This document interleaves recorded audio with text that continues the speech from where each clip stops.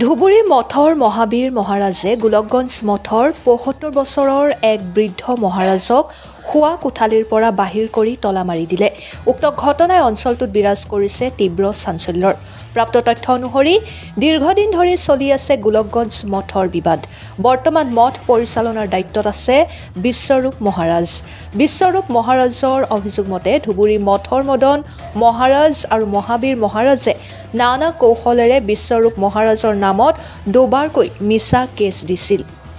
সেই কেছত বিশ্বৰূপ মহাৰাজ ডিগ্ৰী লাভ কৰিছিল যদিও উঠি পৰি লাগিছে বিশ্বৰূপ মহাৰাজক গোলকগঞ্জ মঠৰ পৰা খেদিবলৈ।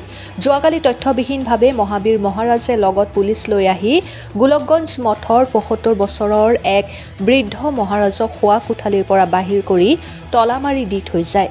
ফলত মঠত থকা বাকী লোকসকলৰ শৌচ প্ৰস্ৰাৱ কৰাত অসুবিধাৰ সন্মুখীন হৈ পৰে। মুখ্যমন্ত্ৰীৰ ওচৰত প্ৰাৰ্থনা জনাই কয় যে উক্ত ঘটনাই চালি জাৰি উচিত বিচাৰ কৰে যেন। গোলকগঞ্জৰ পৰা সুমন চৰকাৰৰ ৰিপৰ্ট, অৰুণোদয় আসাম। কি হয়েছে আপনার?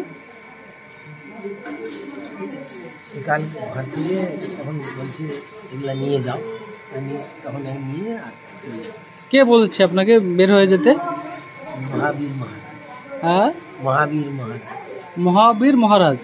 উনি কোথায় থাকেন? ধুবুরি থেকে এসে আপনাকে এখান থেকে ঘর থেকে বের করে দিয়েছে। আপনি এখানে কি চাচ্ছেন সরকারের কাছে? আমি সরকারের কাছে ন্যায্য দাবি চাইছি। বৃদ্ধ লোক কোথায় যাবো?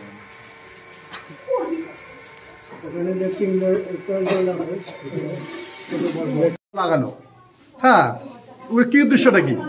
আমার নামে কেস করছে, মঠের নামে কেস করছে, সমিতির নামে কেস করছে। আমিও সমিতির লোক, আমার সব পুরো রেকর্ড আছে। আমি যে মঠ ইনচার্জ, হ্যাঁ, প্রেসিডেন্ট, সেক্রেটারি সবাই ছিল, কালকে থানা দেখাছি। কি এটা জাল, কি এটা পুড়ে না, এটার কোনো ভ্যালু নেই। যেটা আমার প্রমাণপত্র সেটা কি হয়ে যায়, হ্যাঁ, ভ্যালু ছেড়া যায়, এটা কোনো মূল্য নাই। কারণ ছিল থাকে, কারণ মানে ইয়ে দেখা লাগে, আমার রিপোর্ট দেখা লাগে। হ্যাঁ, তা আমি কারণ দেখালে সময় লাগবে, কেন আমি সমিতির লোক, সমিতির কাছে যেতে হবে, আনতে হবে, তারপর তোমায় দেখাবো। এই কথা আমি থানায় বলছিলাম যে একটা কাগজের মধ্যে গেছি, কাগজটা আমরা দেখাচ্ছি। দেখেন স্যার, আপনি যে আমাকে বললেন তোমার প্রমাণটা দেখেন, আমি প্রমাণ নিয়ে আসছি আজকে, এখন নিয়ে আসলাম। তখন মোটর তো দেখলেন না, এখন নিয়ে আসি, দেখো প্রমাণটা। হ্যাঁ, দেখিয়া এই কথা বলে। হ্যাঁ, আপনাকে শতকোটি বলে ধন্যবাদ জানাচ্ছি। আপনি দয়া করিয়া, হ্যাঁ, ওই মঠগুলো গৌরী মঠে যেমন আপনি সাহায্য করছেন, ধুবুরি মঠে আপনি সাহায্য করছেন, আমার ওই গোলকগঞ্জ মঠটাকে আপনি এই পুরাতন গড়িয়া মঠ, আসামের মধ্যে ফার্স্ট গড়িয়া মঠ, আপনি একটু কৃপা করিয়া আপনার চরণে নিবেদন জানাচ্ছি। হ্যাঁ, আসামের, হ্যাঁ, আমার মুখ্যমন্ত্রী, আপনি আমার কৃপা করুন, সাথে সাথে এই পুরাতন মন্দিরটা সুন্দরভাবে চলতে পারে। এই ঘরে কে থাকতো আগে? এই যে এই মঠ থাকে, এখন ওনাকে এসে টোলা নিয়ে বাইর করে দিয়েছে মঠ থেকে। আচ্ছা, ঘর থেকে বাইর কে বের করে দিয়েছে? মহাবীর মহারাজ। এটা কোথায় কোথায় উনি কোথায় থাকেন? উনি ধুবুরি থাকে। ধুবুরির মহারাজ এসে এখান থেকে এখানে এসে এখানে ইনাকে বের করে দিয়েছেন। আপনারা কি চাইছেন এখন? এখন আমরা সুবিচার চাই আর কি সরকারের কাছ থেকে। লেট্রিন বাথরুম আছে, এখন বর্তমানে আমার লেট্রিন করা আমার অসুবিধা হয়েছে, মেয়েগুলোর বাথরুম করা অসুবিধা হয়ে আছে, বাইরে বাথরুম করতেছে। হ্যাঁ, সিসি ক্যামেরাতে সব দেখা যায়। ঠিক আছে, এটাই আমরা সুবিচার চাই। বাড়ির পিছর অৰুণোদয় অসমে লৈ আহিছে